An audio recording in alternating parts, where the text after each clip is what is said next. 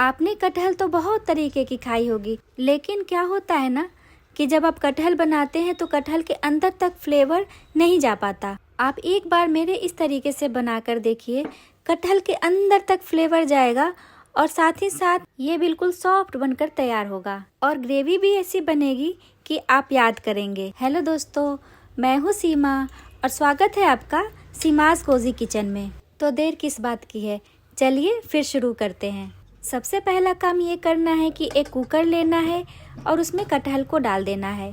साथ ही ले लेना है उतना पानी जितने में कटहल बिल्कुल डूब जाए। अब हमें पानी को फ्लेवरफुल बनाना है। वो कैसे?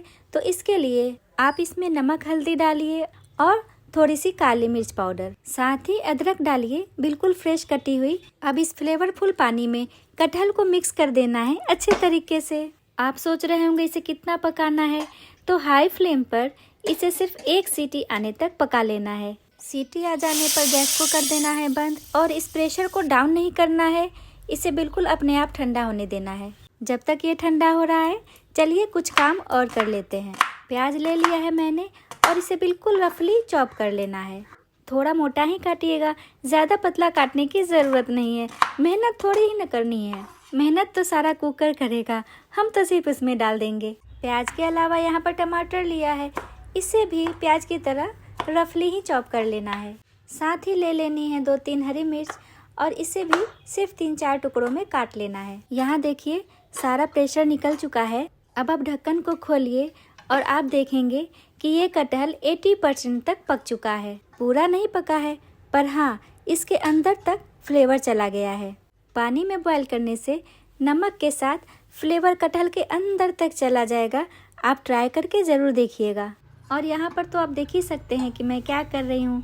जी हाँ, एक छन्नी से मैं कटहल को छान कर एक कटोरे में निकाल ले रही हूँ। सारा एक्स्ट्रा पानी निकाल लेना है ताकि इसे तलने में आसानी हो। और गलती से भी ये पानी आप फेंक मत दीजिए। इस पानी से ग्रेवी भी बना लेंगे हम अपने कटहल की।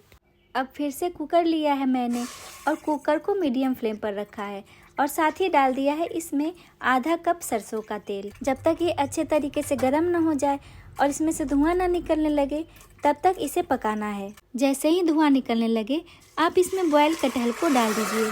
अब इसे फ्राई कर लेना है गोल्डन ब्राउन होने तक। बीच बीच में इसे चलाते रहिएगा, क्योंकि कटहल थोड़े चिपचिपे होते हैं तो तली से चिपक सकते हैं। इसे चलाते समय ये ध्यान रखिएगा कि ये 80% तक पके हुए हैं, तो बस इसे इधर से उधर खिसका देना है, वरना ये टूट सकते हैं।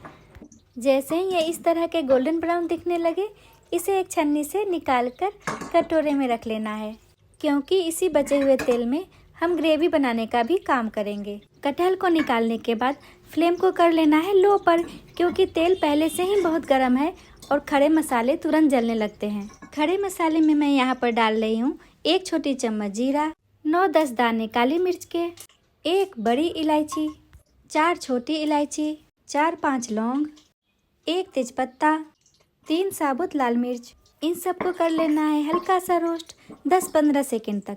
उसके बाद डाल देना है 14-15 लहसुन की कलियाँ। साथ ही डाल देना है 1 छोटी चम्मच कद्दूकस किया हुआ अदरक। इसे लो फ्लेम पर ही 1-2 मिनट तक रोस्ट कर लेंगे।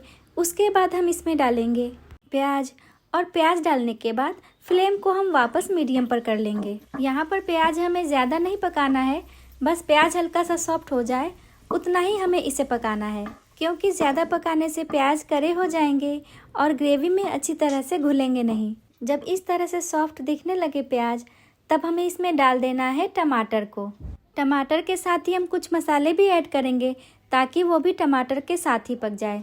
मसाले में हम डालेंगे 1 चम्मच मीट मसाला, आधी छोटी चम्मच हल्दी पाउडर, 1 छोटी चम्मच धनिया पाउडर, 1 छोटी चम्मच काश्मीरी लाल मिर्च पाउडर, 1 छोटी चम्मच नमक और आखिरी में हमें डाल देना है हरी मिर्च को भी। अब इन सबको पका लेना है टमाटर के सॉफ्ट होने तक और फ्लेम को रखना है मीडियम पर ही। और जैसा कि मैं हमेशा बोलती हूँ कि बीच बीच में इसे चला लेना है, वरना ये तली से चिपक सकते हैं। दोस्तों, आप सोच रहे होंगे कि कटहल तो वेजिटेरियन रेसिपी है, तो इसमें मीट मसाला क्यों डाला है? पर दोस्तों, मीट मसाला में मीट नहीं होता है, सिर्फ मसाले होते हैं। यहाँ पर आप देख सकते हैं कि टमाटर बिल्कुल सॉफ्ट हो चुके हैं। तो अब आपको इसमें डाल देना है 1 से 1.5 कप कटहल वाला फ्लेवरफुल पानी। अब इसे 1 से 2 मिनट तक चलाते हुए कर लेना है अच्छी तरह से मिक्स। उसके बाद इसमें ढक्कन लगाकर 1 सीटी आने तक पका लेना है। और हाँ दोस्तों, ढक्कन लगाने के बाद फ्लेम को मीडियम से हाई पर कर लीजिए। 1 सीटी आ गई है तो आपको यहाँ पर कर देना है गैस को बंद और इसे अपने आप ठंडा होने देना है। सीटी हमारी ठंडी हो चुकी है तो चलिए इसे खोल कर देखते हैं। यहाँ पर आप देख सकते हैं कि ग्रेवी हमारी बिल्कुल पक चुकी है और दोस्तों इतनी अच्छी खुशबू आ रही है कि मन कर रहा है कि सिर्फ ग्रेवी ही खा लूं। गैस को मैंने वापस ऑन कर लिया है और फ्लेम को रखा है मीडियम पर। ग्रेवी को और थिक बनाने के लिए हमें इस तरह का एक मैशर ले लेना है और इसे मैश कर लेना है अच्छी तरह से। अगर आपके पास मैशर ना हो तो आप दलघोटनी से भी इसे मिक्स कर सकते हैं। इसे मिक्स करने के बाद हम इसमें डालेंगे 1 छोटी चम्मच कसूरी मेथी और 1 छोटी चम्मच गरम मसाला। अब इन सबको मीडियम फ्लेम पर ही चलाते हुए पका लेना है तेल के सेपरेट होने तक। उसके बाद इसमें डाल देना है फ्राई किए हुए कटहल को। कटहल डालने के बाद हमें इसे पका लेना है 3-4 मिनट और, क्योंकि दोनों चीज़ें पहले से ही पकी हुई हैं तो अब इसे बनने में ज़्यादा देर नहीं लगेगी। यहाँ पर आप चाहें तो इसे ड्राई भी रख सकते हैं, पर मुझे थोड़ी सी ग्रेवी चाहिए तो मैं इसमें डाल रही हूँ 1 कप पानी। और हाँ दोस्तों, इस पॉइंट पे कटहल वाला पानी हमें नहीं लेना है वरना इसमें फ्लेवर ज़्यादा हो जाएगा। इस बार सादा पानी लीजिए। ग्रेवी आप अपने हिसाब से एडजस्ट कर सकते हैं, पर ग्रेवी के साथ साथ नमक भी एडजस्ट कर लीजिए। कटहल हमारा बनकर बिल्कुल रेडी हो चुका है तो इस पॉइंट पे गैस को कर देना है बंद और मिला देना है 1/4 कप बारीक कटा हुआ हरा धनिया। यहाँ पर कटहल को तोड़कर मैं दिखा देती हूँ कि ये कितने सॉफ्ट बनकर तैयार हुए हैं। अगर आपने इसे एक बार खा लिया तो आप बिल्कुल कटहल के फैन हो जाएंगे। तो रेडी हो जाइए कटहल की सब्जी बनाने के लिए। आई होप आपको ये रेसिपी पसंद आई होगी। आप अपने पसंद की रेसिपी मुझे कमेंट करके बता सकते हैं। इससे आपको मिलेगी एक मज़ेदार रेसिपी और मुझे मिलेगा एक नया आइडिया। तो मिलते हैं एक और इंटरेस्टिंग रेसिपी के साथ। तब तक स्वादिष्ट खाना खाते रहिए, मुस्कुराते रहिए और हाँ, मेरे चैनल को सब्सक्राइब करना मत भूलिएगा। Bye bye.